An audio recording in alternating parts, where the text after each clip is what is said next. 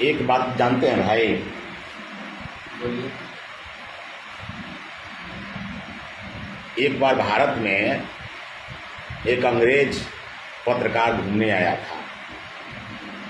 वह घूमते घूमते भारत का हाल जानना चाहता था कि भारत में जाति व्यवस्था कैसा है। तो जाति व्यवस्था को पता करते करते गया एक जगह पे, एक पीपल का पेड़ था। उस पीपल के पेड़ के नजदीक जो है एक पंडित जी, बहुत दिल पढ़ने पंडित जी ब्राह्मण बैठा हुआ था। पंडित को उन्होंने देखा तो लगा कि इनसे बात करने की आवश्यकता है। वह पत्रकार गया और पंडित जी के पास बैठ गया और पंडित जी से पूछा कि पंडित जी, आप एक चीज बताइए कि भारत में जितने भी लोग हैं, जितने भी आदमी हैं, जहां भी हम जा रहे हैं, जहां भी घूम रहे हैं, वहां जाने के बाद में हर आदमी एक ब्राह्मण का विरोध कर रहा है, हर आदमी पंडितों का ही विरोध कर रहा है। जबकि भारत में आपकी जनसंख्या कितनी है? 3%। भारत में आपकी जनसंख्या कितनी है? 3%। तो भारत में 3% जनसंख्या आपकी है और पूरे भारत में आपका ही लोग विरोध करता है, लेकिन फिर भी आप भारत में सबसे ऊंचे हैं। ताकि सरकार भी आपकी चल रही है, यहाँ हुकूमत भी आपका है, आप जो चाह रहे हैं वही कर रहे हैं, ऐसा क्यों? तो जानते हैं नहीं, आप बताइए कि वह पत्रकार क्या बोला। वह पत्रकार पूछा तो ब्राह्मण ने, और वृद्ध ब्राह्मण ने क्या बोला सुन लीजिए। उन्होंने कहा कि जानते हैं पत्रकार साहब कि भारत में एक बच्चा पैदा होता है, किसी के घर में भी एक बच्चा पैदा होता है, तो वह बच्चा जो है उसका नामकरण करने के लिए वह भारत के लोग हमको, हमारे यहाँ आते हैं, हमको बुलाते हैं और हमको बुला करके कहते हैं कि पंडित जी, इस बच्चे का नामकरण कर दीजिए और इसका कुंडली बना दीजिए। हम वहाँ जाते हैं और उसका कुंडली बनाते हैं और उस बच्चे का नामकरण करते हैं। हमको जो मन में आता है हम उसी तरह नामकरण करते हैं। ब्राह्मण के घर में अगर बच्चा पैदा हुआ है, ब्राह्मण के घर में जाते हैं तो तेजमय नाम रखते हैं, जैसे तेज प्रकाश, सूर्य प्रकाश, चंद्र प्रकाश।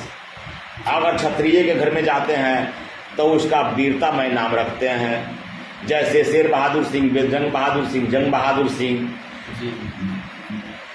या पिछड़ा वर्ग के घर में जाते हैं तो उसका नाम रखते हैं जैया, विजया, संजैया, केशवा, दिनसवा, मुकेशवा। और वहीं अगर किसी दलित के घर में हमको जाने का मौका मिलता है तो हम वहां नाम रखते हैं लंगटुआ, पेटुआ, चिथरुआ, भूखलुआ, सुखलुआ, बुधनी, सुखनी, दुखना, भूखला, सुखला, चिरकुटवा, मंगरुआ, ढोड़ैया इत्यादि नाम रखते हैं। और वह क्या करता है? सहस्त्र स्वीकार कर लेता है। वह जो है सहस्त्र स्वीकार कर लेता है। फिर जब वह बच्चा 12 वर्ष का जब हो जाता है तब हमको फिर बुलाता है। वह मेरे यहाँ फिर वह आता है और कहता है कि पंडित जी, इसका धर्म किस धर्म का है, वह इसको जो है उसका प्रमाण पत्र देना है, आप उसको धार्मिक प्रमाण पत्र बताइए। तब हम क्या करते हैं? उसका जनेऊ कराते हैं। उस जनेऊ कराते हैं और जनेऊ करा करके यह पता बताते हैं कि यह क्षत्रिय है, कि वैश्य है, कि शूद्र है, कि क्या है, उसका जानकारी हम उसको देते हैं। और जब वह शादी के योग्य हो जाता है तो शादी के योग्य होता है तो मेरे यहाँ आता है, उसके गार्जियन जो है मेरे पास आता है और वह आता है तो वह कहता है कि पंडित जी, हमारे बेटवा के ब्याह करे के हैं, हमारे बेटिया के शादी करे के हैं, तनी एक लड़का ढूंढ दीजिए, इसके लिए एक लड़की ढूंढ दीजिए। तो हम क्या करते हैं? उसका लड़का लड़की का चुनाव करते हैं, उसके लिए लड़का और लड़की, लड़का के लिए लड़की और लड़की के लिए लड़का का चुनाव करते हैं। और फिर उसका दिन उतारते हैं, फिर उसका मटकोर कराते हैं, फिर उसकी शादी कराते हैं, यह सब करते हैं। उसके बाद शादी जब हो जाती है, वह घर चला जाता है, उसके घर में वह जिंदगी भर कमाता है और कमा करके अपना घर बनाता है। अपना घर बनाता है, अपने घर में प्रवेश करने के लिए उसको मेरे पास आना पड़ता है और कहता है कि पंडित जी हमारा घर भोज करे के है, हमारा घर भोज करे के है, कौन शुभ दिन हुई बता दी। तो हम क्या करते हैं कि जो दिन बता देते हैं वही दिन वह रख लेता है ना, वही दिन हम वह रख लेता है। और जब तक हम कहते नहीं है तब तक वह घर में घुसता नहीं है। वह जो है पूरा पकवान बनाता है, अपने खर्चा से बनाता है, लेकिन उसके बच्चे रोते रहते हैं, बिलखते रहते हैं, भटकते रहते हैं, उसके सगे संबंधी भूख से तिलमिलाते रहते हैं। लेकिन जब तक हम नहीं कहते तब तक वह अपना बच्चे को, अपने सगे संबंधी को, अपने किसी भी व्यक्ति को भोजन नहीं कराता। जब तक हम भोजन नहीं करते, हम दान दक्षिणा नहीं लेते, हम वो आदेश नहीं देते, तब तक जो है वह यह नहीं करता। जब वह बच्चा जवान हो जाता है, उसके बाल बच्चे हो जाते हैं, तो उसके बाल बच्चा का भी नामकरण हम ही करते हैं, उसके बाल बच्चा का भी हम ही करते हैं। उसके बाल बच्चा का जो है शादी विवाह का दिन हम ही उतारते हैं। वह शुभ है कि अशुभ है, वह अच्छा है कि बुरा है, वह क्या बनेगा क्या नहीं बनेगा, उसका नामकरण समूची हम ही करते हैं।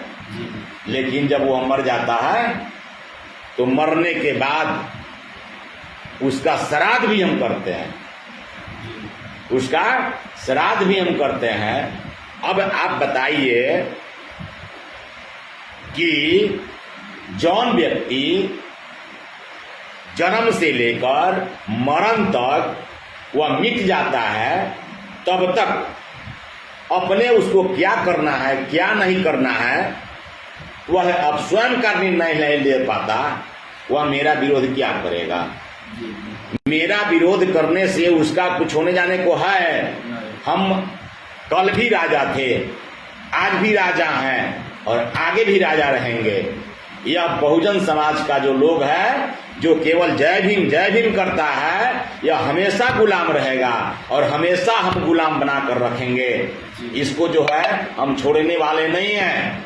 यह सतयुग में भी मेरा गुलाम था, द्वापर में भी मेरा गुलाम था, त्रेता में भी मेरा गुलाम था और इस कलयुग में भी है। हम यह जब तक भारत को हिंदू राष्ट्र नहीं बनाएंगे तब तक जो है यह कल्याण नहीं होने जाने को है। समझे? यही कारण है कि वह तो अपना निर्णय अपने ले नहीं पाता, अपने बाल बच्चों का नामकरण भी नहीं कर पाता, अपने बाल बच्चे का शादी ब्याह का दिन भी नहीं उतार सकता, अपने घर में जाने का शुभ दिन नहीं देख सकता। वह मेरा विरोध क्या करेगा।